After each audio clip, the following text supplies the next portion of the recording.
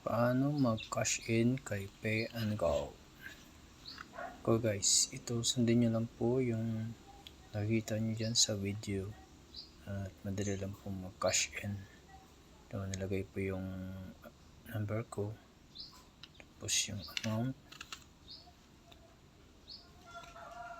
After ng amount, i-insert po, and then magantay lang, please wait daw. Ito yan, may resibo ka na at kukunin mo na doon at tapos na. At pagkatapos nyan ay magte-text rin po si GCash sa inyo. May-receive po kayo na na cash in na po yung 500 pesos. So how much po yung pina-cash in nyo? So napakadali lang po at wala pong bayad yan. Mag lang po kayo sa mga mall.